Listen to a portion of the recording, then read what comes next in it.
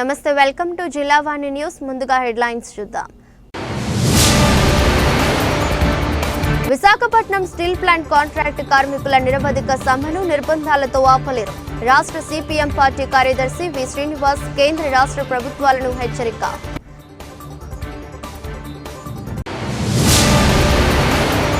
కడప జిల్లాలో జరుగుతున్న తెలుగుదేశం పార్టీ మహానాడు. ప్రతినిధి పిఠాపురం మాజీ ఎమ్మెల్యే వర్మ ఆధ్వర్యంలో తరలి వెళ్లిన తెలుగుదేశం పార్టీ నాయకులు, కార్యకర్తలు, అభిమానులు.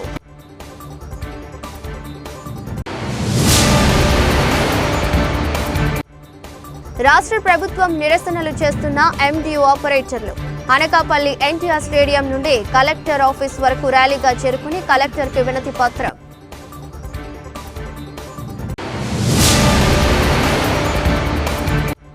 పవన్ కళ్యాణ్ వీరమల్లు సినిమా రిలీజ్ ముందు థియేటర్లు బంద్ చేయడం సమంజసం కాదు.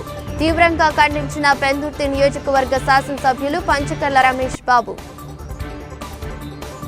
రాయలసీమ ప్రజలు అద్భుత చైతన్యంతో మొన్న ఎన్నికల్లో 10కి 7 సీట్లతో కడపలో గెలిచారు. ఈసారి ప్రజలకు మరింత మంచి చేసి 10కి 10 మనం గెలుద్దాం. తెలుగుదేశం పార్టీ చరిత్రలో ఈ మహానాడు సువర్ణ అక్షరాలతో లెక్కించబడుతుందని పార్టీ అధ్యక్షుడు, ఆంధ్రప్రదేశ్ ముఖ్యమంత్రి చంద్రబాబు పేర్కొన్నారు. పార్టీ కోసం నిస్వార్థంగా అంకిత భావంతో పనిచేసే పసుపు సైనికులే టీడీపీకి బలమని చెప్పారు. గత ప్రభుత్వం కక్షగట్టి వేధించినా ఎత్తున జెండా దించలేదని కార్యకర్తలకు కితాబిచ్చారు. టీడీపీ కార్యకర్తలందరికీ మహానాడు వేదికగా శిరస్సు వంచి నమస్కరిస్తున్నామని చెప్పారు. కడపలో మంగళవారం ఉదయం మహానాడు అట్టహాసంగా ప్రారంభమైంది. ఈ సందర్భంగా చంద్రబాబు ప్రసంగించారు. కడప గడ్డపై తొలిసారి మహానాడు ఏర్పాటు చేసుకుంటున్నాం. ఈ మహానాడు చరిత్ర సృష్టిస్తుంది. ఉమ్మడి కడప జిల్లాలో 10కి 7 స్థానాలు గెలిచాం. ఈసారి ఇంకొంచెం కష్టపడి 10కి 10 గెలవాలి. 2024 ఎన్నికల్లో పార్టీ సాధించిన విజయం అసామాన్యం. 93% స్ట్రైక్ రేట్ సాధించి అద్భుత విజయం సాధించాం. ఈ ఘన విజయానికి పసుపు సైనికులే కారణం. ఏమీ ఆశించకుండా పార్టీ జెండా మోస్తున్న కార్యకర్తల వల్లే ఈ విజయం సాధ్యమైందని చంద్రబాబు తెలిపారు. ఈ రోజు కడప గడ్డపై జరుగుతున్న ఈ మహానాడు చూస్తే ఎన్నికలై ఏడాది జరుగుతున్న మీలో ఆ కసి, ఉత్సాహం, ఉద్వేగం ఏమాత్రం తగ్గలేదు. నేను చాలా మహానాడు చూశాను. దగ్గర మనం చూస్తే 34 మహానాడులు మనం జరుపుకున్నాం. 2 మహానాడులు డిజిటల్ గా జరిగాయి. అయితే ఈసారి కడపలో, దేవుని గడపలో జరిగే మహానాడు ఒక చరిత్ర సృష్టించబోతుంది. సువర్ణాక్షరాలతో ఆంధ్రదేశ రాష్ట్ర ఆర్థిక పరిస్థితి ఒక దశ దిశ నిర్దేశిస్తుందని చెప్పి తెలియజేసుకున్నా. ఈరోజు చల్లని వాతావరణం. అన్ని మహానాడులంటే చాలా వేడివేడిగా ఉండేది, ఎండలు ఎక్కువ ఉండేటివి. ఒక ప్రశాంతమైన వాతావరణంలో, ఆహ్లాదకరమైన వాతావరణంలో ఈరోజు కడపలో మహానాడు జరుగుతా ఉంది. విశాఖపట్నం స్టీల్ ప్లాంట్ కాంట్రాక్ట్ కార్మికుల నిరవధిక సమ్మెను నిర్బంధాలతో ఆపలేరని రాష్ట్ర సిపిఎం పార్టీ కార్యదర్శి వి శ్రీనివాస్ కేంద్ర రాష్ట్ర ప్రభుత్వాలను హెచ్చరించారు. ఈ సందర్భంగా శ్రీనివాస్ మాట్లాడుతూ, నేటి పాలకులు అధికారంలోకి రాక మునుపు రాష్ట్రంలో ప్రజాస్వామ్యం నశించిందని, వల్ల వేసి నేడు ఆ నిరంకుశ నిర్బంధ విధానాలను అనైతికంగా ప్రదర్శిస్తున్నారని ఆయన తీవ్రంగా విమర్శించారు. ప్రధాని మోదీ కార్మిక ప్రజా వ్యతిరేక విధానాలను మరింత వేగంగా అమలు చేస్తుంటే దానికి వత్తాసుగా రాష్ట్ర ప్రభుత్వం, ముఖ్యమంత్రి చంద్రబాబు ప్రశ్నించకపోవటం అత్యంత దుర్మార్గమని ఆయన వివరించారు. పాలకులు శ్రమను గుర్తించాలి, పెట్టుబడి కంటే శ్రమ గొప్పదని అంగీకరించాలని ఆయన స్పష్టం చేశారు. స్టీల్ ప్లాంట్ ను కాపాడుతామని గద్దెనెక్కి ఇప్పుడు మాట్లాడుకుంటే ఆ ప్రజలే గద్దె దించుతారని ఆయన అన్నారు. స్టీల్ ప్లాంట్ లో కాంట్రాక్ట్ కార్మికులపై ఉత్పత్తి ఆధారపడిందని, దానిని ఎవరూ కాదన్నా సత్యమని, వారి జోలికి వస్తే ఆ ఉత్పత్తికి తీవ్ర అంతరాయం కలుగుతుందని ఆయన హెచ్చరించారు. కనుక సమస్యను పరిష్కరించే దిశగా ముఖ్యమంత్రి జోక్యం చేసుకుని ప్రధానితో మాట్లాడి కార్మికుల భవిష్యత్తుకు భరోసా ఇవ్వాలని ఆయన డిమాండ్ చేశారు. ఈ పోరాటానికి సిపిఎం పార్టీ పూర్తి మద్దతునిస్తుందని ఆయన స్పష్టం చేశారు. ఈ పోరాటంలో విజయం సాధించడం కోసం మరింత ఐక్యంగా కార్మిక వర్గం పోరాడాలని ఆయన పిలుపునిచ్చారు. కార్యక్రమంలో స్టీల్ కాంట్రాక్ట్ లేబర్ యూనియన్, అఖిలపక్షం కార్మిక సంఘాల ప్రతినిధులు మరియు అధిక సంఖ్యలో కార్మికులు, మహిళలు పాల్గొన్నారు. కడప జిల్లాలో జరుగుతున్న తెలుగుదేశం పార్టీ మహానాడుకు పిఠాపురం నియోజకవర్గం నుండి తెలుగుదేశం పార్టీ రాష్ట్ర అధికార ప్రతినిధి, పిఠాపురం మాజీ ఎమ్మెల్యే వర్మ ఆధ్వర్యంలో తెలుగుదేశం పార్టీ నాయకులు, కార్యకర్తలు కార్యకర్తలు అభిమానులు తరలి వెళ్లారు. ఈ సందర్భంగా మహానాడు వేదికపై రాష్ట్ర విద్యాశాఖ మంత్రి, తెలుగుదేశం పార్టీ ప్రధాన కార్యదర్శి నారా లోకేష్ మాజీ ఎమ్మెల్యే వర్మను హత్తుకుని పలకరించారు. ఈ సందర్భంగా పలు విషయాలపై నారా లోకేష్ మాజీ ఎమ్మెల్యే వర్మ ముచ్చటించారు.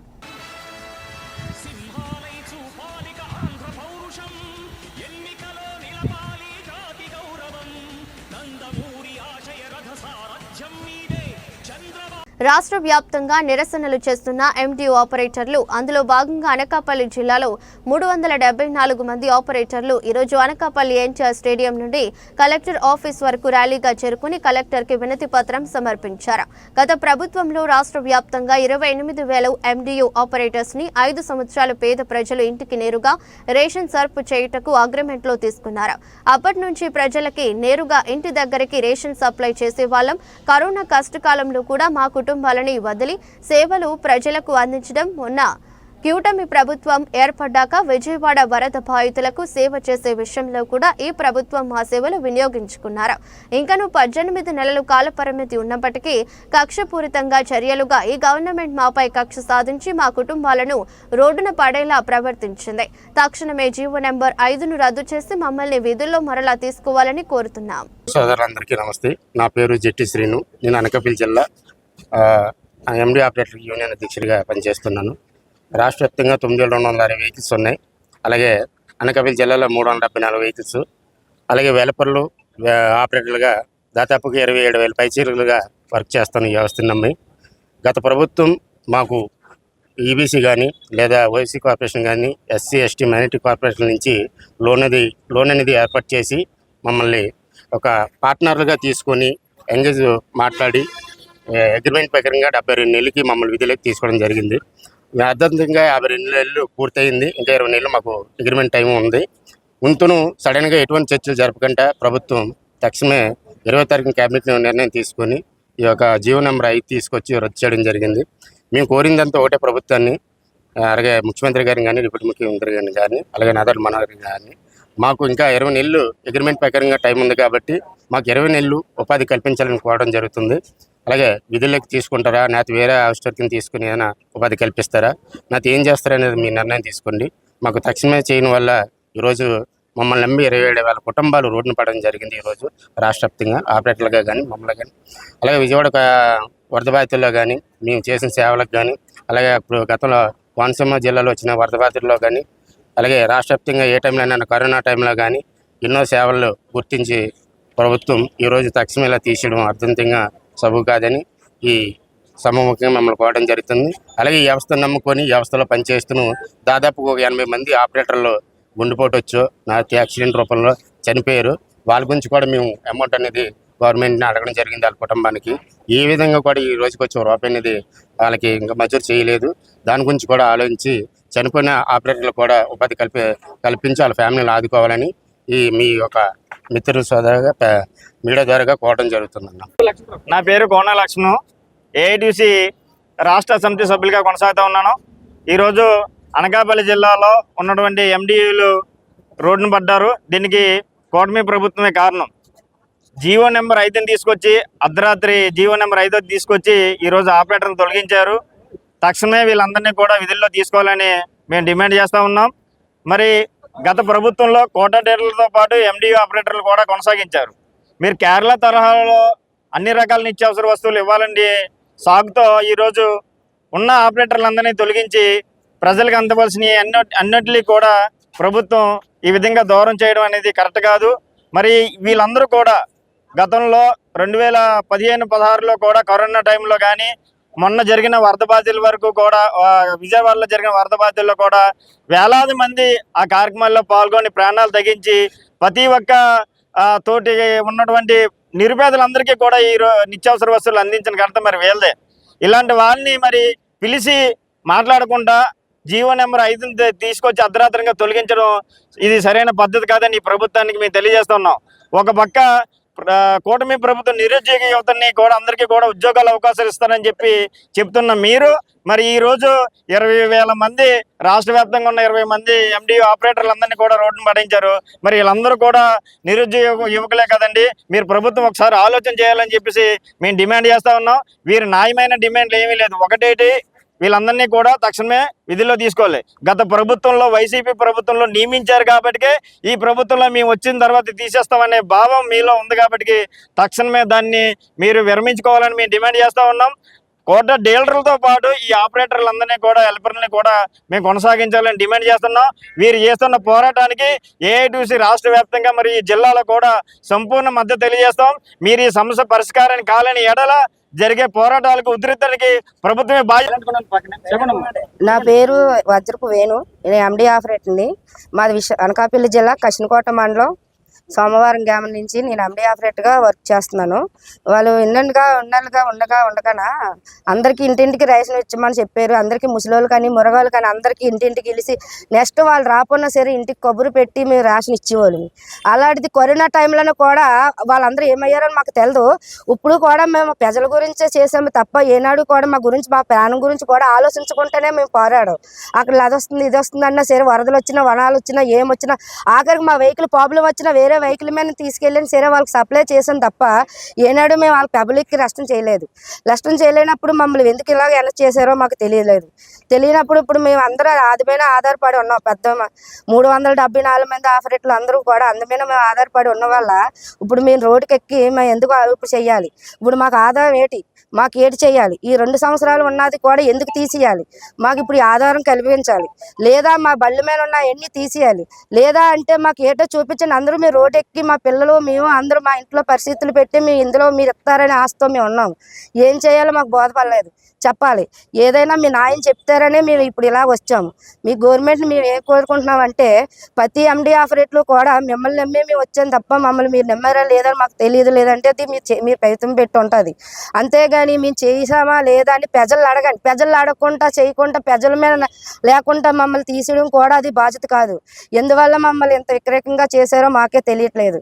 అందువల్ల మాకు ఏం చేస్తున్నామంటే మాకు న్యాయం జరగాలి.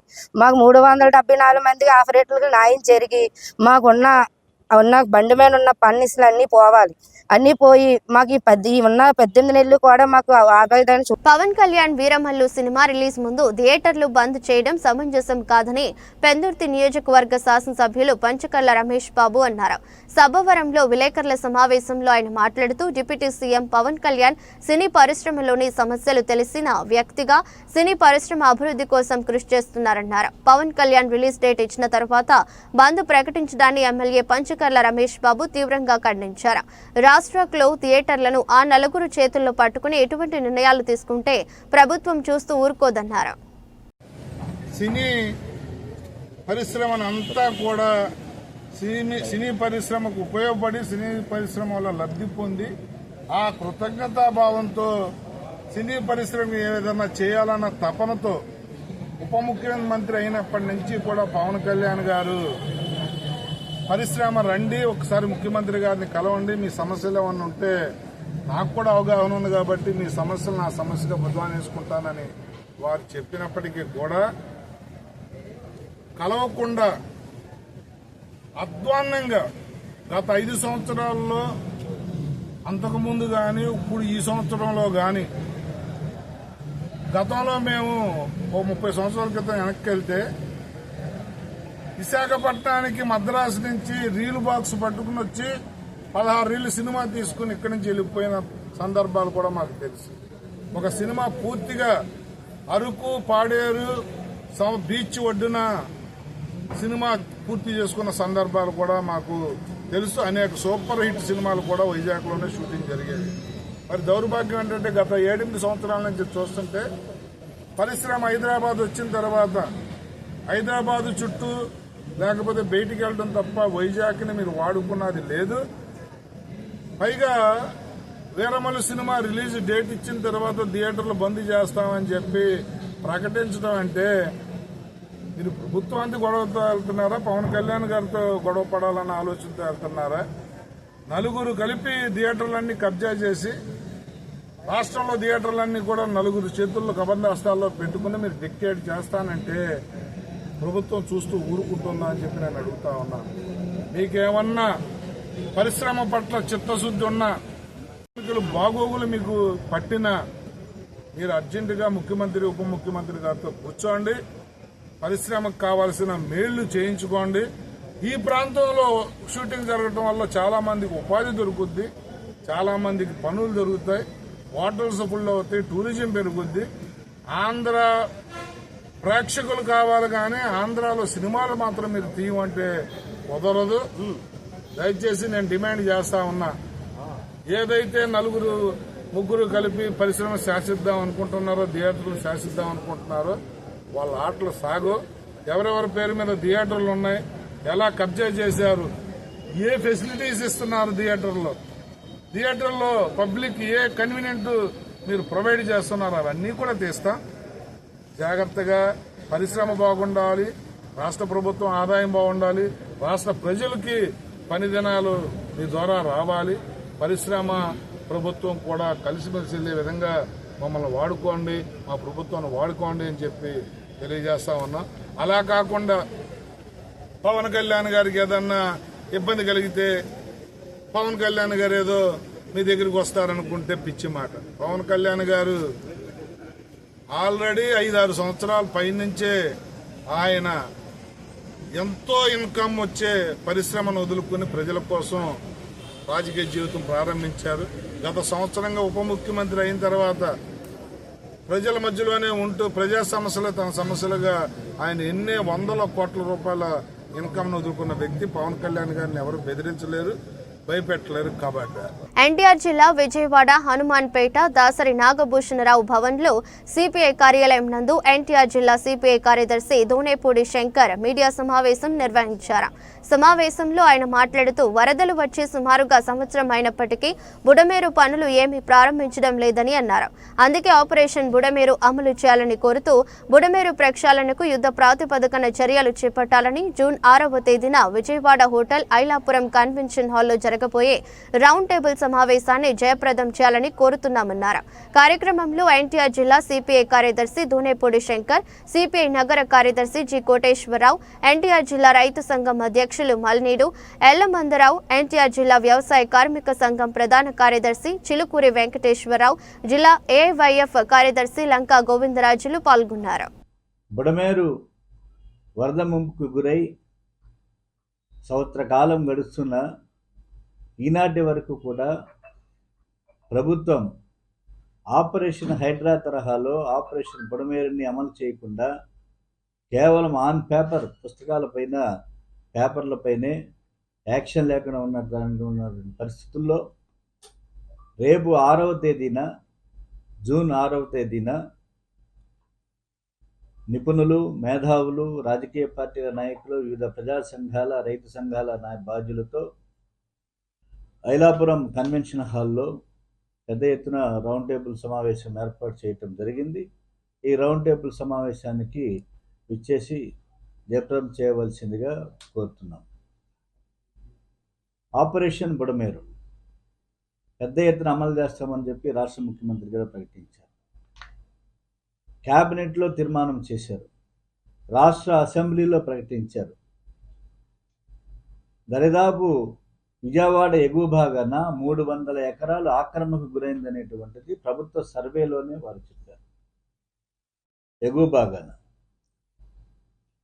అలాగే విజయవాడ నగరంలో 10 కిలోమీటర్ల ప్రవహిస్తూ 32 వార్డులు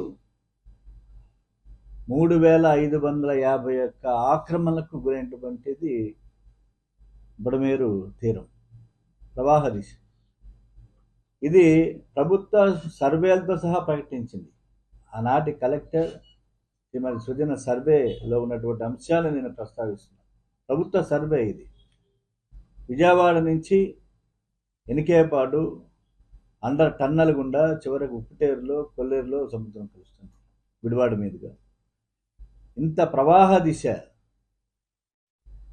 ఆక్రమణకు గురైతే ఆక్రమణపైన దృష్టి సారించకుండా, వారికి ప్రత్యామ్నాయం చూపేటువంటి ఆలోచన చేయకుండా పూడికలు తీస్తాము, రక్షణ బాలు నిర్మిస్తామని చెప్పి సాధ్యం కానటువంటి విషయాల్ని ఇరిగేషన్ శాఖ మంత్రులు చెప్పడం జరుగుతుంది. అందువల్ల వర్షాకాలం ప్రారంభమైంది ఆల్రెడీ. ఎట్ ప్రజెంట్ నైరుతి ఋతుపవనాల తాకిడితోటి బాంబే లాంటి ప్రాంతాల్లో కూడా ఇవాళ తీవ్రమైనటువంటి వర్షపాతం కురిసి నగరం మునిగిపోయినటువంటి పరిస్థితి. మనకి రానున్న 2-3 రోజుల్లో జూనియర్ ఎన్టీఆర్ జిల్లాలో వర్ష కురుస్తుందని చెప్పి చెప్తున్నారు. కాబట్టి వర్షాకాలం పూర్తి స్థాయిలో రాకముందే ఇవాళ భయోత్పాతం కలుగుతుంది ప్రజలకి. ఇటు ఎగువ భాగాన, ఇటు కొండపల్లి, మైలవరం నుంచి రాయనపాడు, ఏలపురలు ఈ గ్రామాలు, ఇటు విజయవాడ నగరం 32 గ్రామాల ప్రజలు వారం రోజుల పాటు మురికి నీళ్ళతో సహవాసం చేశారు, వరద నీళ్ళతో సహజీవనం చేశారు. అలాగే విజయవాడ దిగువ భాగాన. కాబట్టి ప్రభుత్వ కార్యాచరణ ఏమిటి, యాక్షన్ ఏమిటి అనేటువంటిది శంకుస్థాపన చేశారు. పూడిగా లోతు తీస్తారట, కానీ ఆక్రమణ పరిస్థితి ఏంటి? సహజమైనటువంటి బుడమేరు ప్రవాహ దిశ ఏమవుతుంది, ఏమైంది? కాబట్టి ఆ ప్రవాహ దిశ లేకుండా, ప్రవాహ దిశ ఆక్రమణకు గురైతే ఆక్రమణలు నిర్మూలించకుండా, వారికి ప్రత్యామ్నాయం చూపకుండా తక్షణమే ఇవాళ మేము చంద్రబాబు నాయుడు గారిని విజ్ఞప్తి చేసేది, గతంలో కూడా వినతి పత్రాలు ఇచ్చాం రాష్ట్ర సిపిఐగా. ఆపరేషన్ హైడ్రా తరహాలో ఆపరేషన్ బుడమేరుని అమలు చేయాలి.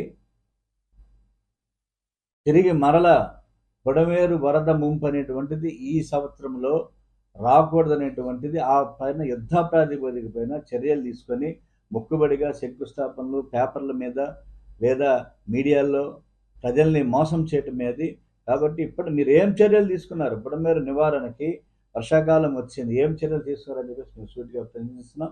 కాబట్టి రేపు జరగబోయేటువంటి రౌండ్ టేబుల్ సమావేశంలో 6వ తేదీన జరగబోయేటువంటి రౌండ్ టేబుల్ సమావేశంలో ఇప్పుడు సిపిఐ, సిపిఎం అలాగే మంత్రులను కూడా ఇన్వైట్ చేసేటువంటి ఆలోచన ఉన్నది. ఇరిగేషన్ శాఖ మంత్రులను కూడా, రైతు సంఘాల నాయకులు, ఇంజనీర్స్ వీళ్ళందరినీ కూడా వీళ్ళ అభిప్రాయాన్ని తీసుకొని ప్రభుత్వం మీద ఒత్తిడి తీసుకురావడానికి, సిపిఐ ఐక్య ఉద్యమానికి, ఆపరేషన్ బుడమేరు అమలు చేసేదానికి ప్రభుత్వం మీద ఒత్తిడి తీసుకురావడానికి కృషి చేస్తామని చెప్పేసి ఆ వైపుగా 6వ తేదీన జరిగే రౌండ్ టేబుల్ సమావేశాన్ని జయప్రదం చేయవలసిందిగా కోరుతున్నాను. సామర్లకోట మండలం నవర గ్రామంలో 3 గంటలు శ్రమించి ఆవు దూడను రక్షించారు.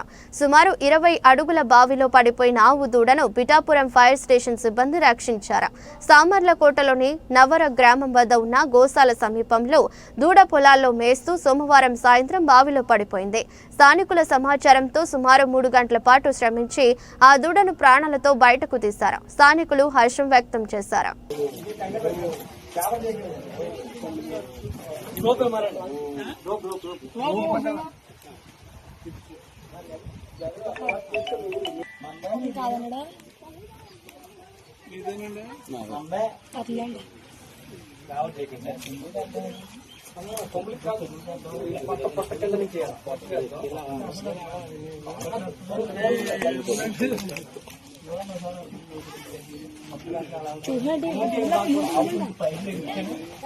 ముందు కొమ్ములకే నిలబడేదాకా నిలబడి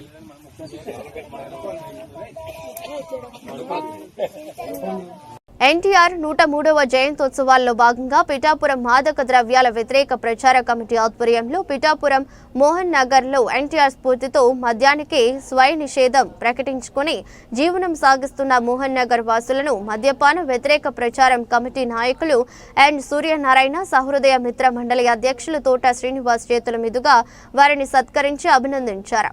అనంతరం మీడియాతో ఎన్ సూర్యనారాయణ మాట్లాడుతూ మద్యం రహిత సమాజ స్థాపనకు ఒక కలంతో పాటు సమాధాన్ని అందించిన ఎన్టీఆర్ చిరస్మరణీయులని అన్నారు.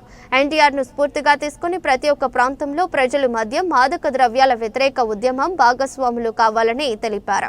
కార్యక్రమంలో జన విజ్ఞాన వేదిక నాయకులు అప్పారావు, నానిబాబు, మద్యపానం వ్యతిరేక ప్రచార కమిటీ నాయకులు కరణం శ్రీనివాస్, వనపర్తి సూర్యనారాయణ, సహృదయ మిత్ర మండలి నాయకులు వరద వీరభద్రరావు, గండేపల్లి సత్యనారాయణ, ఎం సుబ్రహ్మణ్యం పాల్గొన్నారు.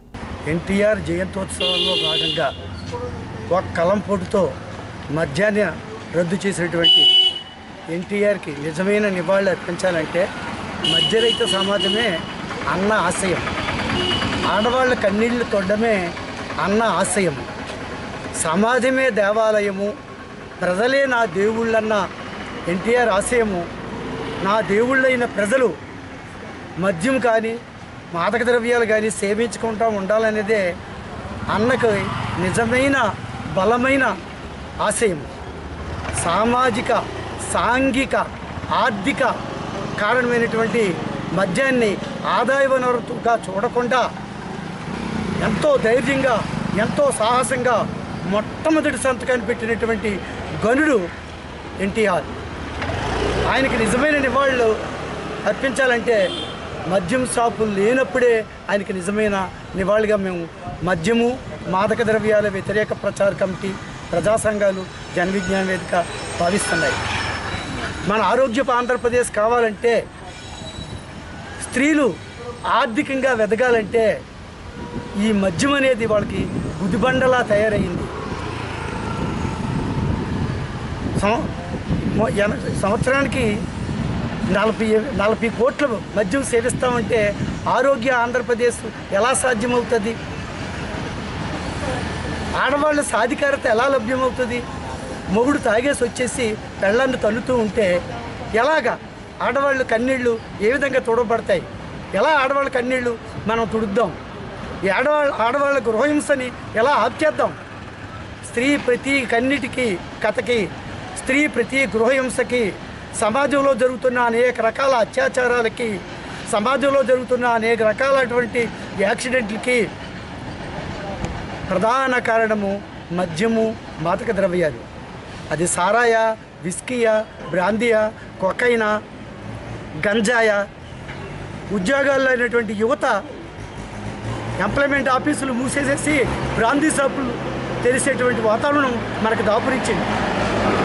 ఎప్పుడైతే బ్రాందీ షాపులు మూసేస్తామో అప్పుడే నిజమైన అన్నకు ఘనమైన నివాళిగా మేము భావిస్తున్నాం. ఈరోజు కార్యక్రమంలో అన్న ఆశయ స్ఫూర్తితో పిఠాపురం మోహన్ నగర్ కాలనీలో ఓ 4 పెద్దలకి మేము అన్న ఆశయంతో అభినందిస్తున్నాం. వాళ్ళు అలవాట్లకు దూరంగా ఉండి అన్న నిజమైన అభిమానులు. వాళ్ళు ఎవరైతే అలవాట్లకు దూరంగా ఉన్నారో, ఎవరైతే మద్యం సేవించట్లేదో వాళ్ళ 4 మేము తీసుకొని అన్న స్ఫూర్తితో ఆ 4 మేము ఈరోజు సన్మానిస్తున్నాం.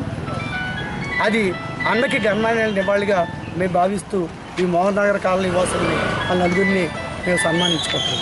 ఉమ్మడి తూర్పుగోదావరి జిల్లాలో బగ్గుమన్న గంజాయి రవాణా. విశాఖ జిల్లా గోపాలపురం గ్రామంలోని ఒకే కుటుంబానికి చెందిన 4 వ్యక్తులు స్నేహితులతో కలిసి గంజాయి రవాణాకు పుష్ప తరహాలో తరలిస్తుండగా పోలీసులకు పట్టుబడ్డ బ్యాచ్.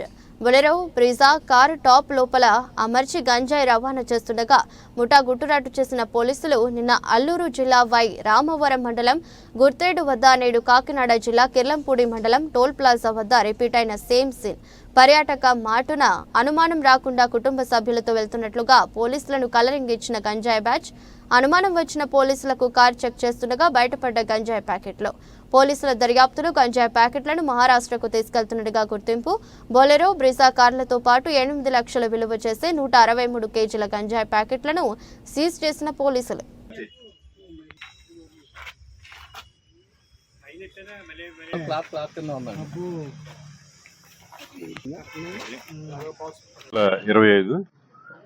ఈరోజు ఉదయం కాకినాడ జిల్లా ఎస్పీ గారు శ్రీ జి బిందుమాధవ్ ఐపీఎస్ వారికి ఇన్ఫర్మేషన్ ఉంది. ఆ ఇన్ఫర్మేషన్ మన జగ్గంపేట సిఐ గారికి, అలాగే కిర్లంపూడి ఎస్ఐ గారికి పాస్ ఆన్ చేయడం. అందులో భాగంగా కృష్ణవరం టోల్ ప్లాజా దగ్గర సమీపంలో ఈ వెహికల్స్ని 2 వెహికల్స్ అండి, ఒకటి బ్రిడ్జా వెహికల్ ఒకటి, తర్వాత బొలేరో వెహికల్ ఒకటి, 2 వెహికల్స్ని కూడా ఆపడం. అందులో ఏదైతే మాకు ఇన్ఫర్మేషన్ ఉందో గంజాయి సంబంధించి ఆ రకంగా చెక్ చేస్తే 2 వెహికల్స్లో కలిపి దాదాపు ఒక 75 ప్యాకెట్లు అండి, 163 కేజీల దాకా ఈ గంజాయిని స్వాధీనపరచుకోవడం జరిగింది. ఇదంతా కూడా ఈ కేసు కింద నమోదు చేసి ఇందులో టోటల్ 7 ముద్దాయిలండి.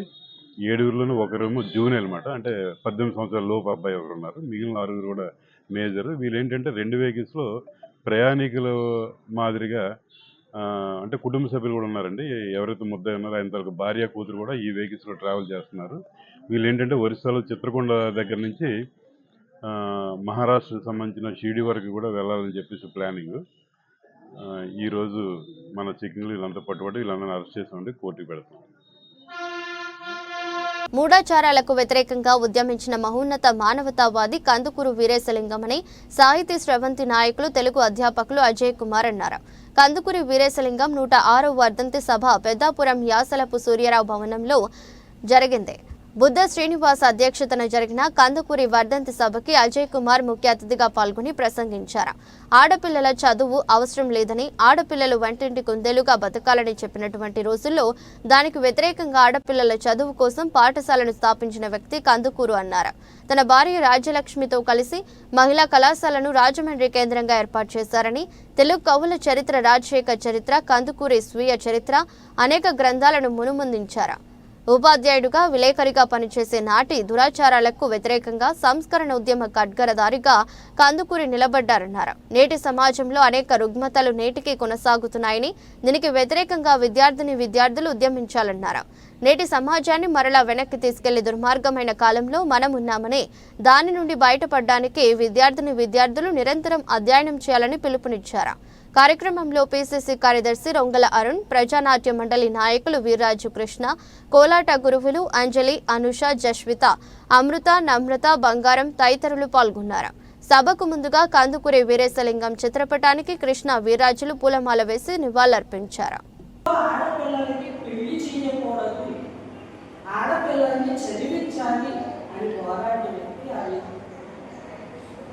ఒకవేళ చిన్నపిల్లలు ఎవరన్నా ముసలోళ్ళకి ఇచ్చి పెళ్లి చేస్తే వాడి దురదృష్టవశాత్తు చచ్చిపోతే ఆడపిల్ల ఆభరణాలన్నీ తీసేసి జుట్టు మొత్తం నున్నగా గుండు కొట్టేసి తెల్ల బట్ట కట్టేసి ఇంట్లో ఒక మూల గదిలో పెట్టేసేవారు.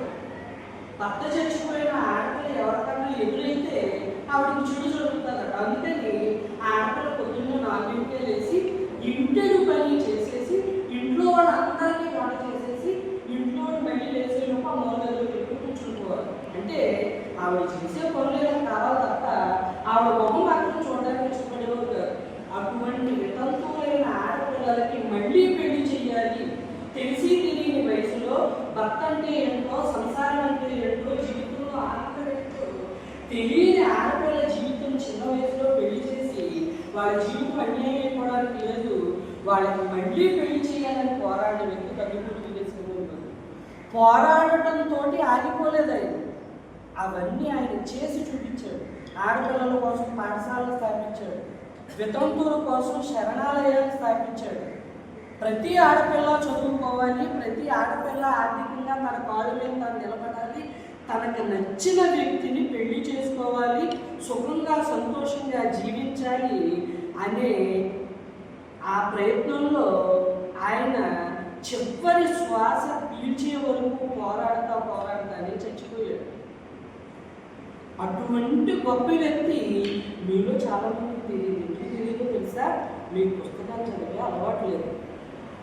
ఈ మధ్యకాలంలో సినిమాలు చూసి వార్తలు ముగించే ముందు మరోసారి headlines. Visakhapatnam steel plant contract కార్మికుల నిరవధిక సమ్మెను నిర్బంధాలతో ఆపలేరు. రాష్ట్ర సిపిఎం పార్టీ కార్యదర్శి వి శ్రీనివాస్ కేంద్ర రాష్ట్ర ప్రభుత్వాలను హెచ్చరిక.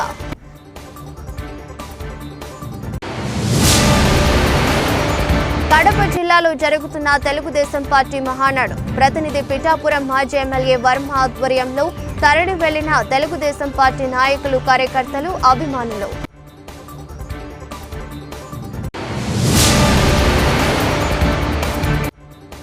రాష్ట్ర ప్రభుత్వం నిరసనలు చేస్తున్న ఎండియు ఆపరేటర్లు.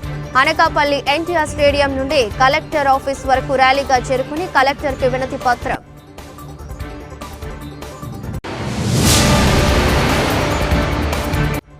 పవన్ కళ్యాణ్ వీరమల్లు సినిమా రిలీజ్ ముందు థియేటర్లు బంద్ చేయడం సమంజసం కాదు. తీవ్రంగా ఖండించిన పెందుర్తి నియోజకవర్గ శాసనసభ్యులు పంచకర్ల రమేష్ బాబు. ఇది రెస్ట్ బులెటిన్. మరో బులెటిన్లో మళ్ళీ కలుద్దాం. అంతవరకు సెలవు. నమస్కారం.